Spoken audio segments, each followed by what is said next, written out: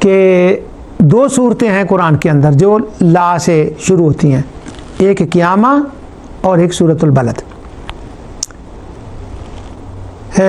اب یہ جو لا ہے نا، اس پر جو ماہرین زبان ہیں ان کا تو یہ ایک میدان ہے کہ یہاں پر ابتدا میں لا کیوں آیا، کیونکہ لا دو طرح کا ہوتا ہے، ایک مڈل صورت میں آتا ہے فلا اقسم بالشفق،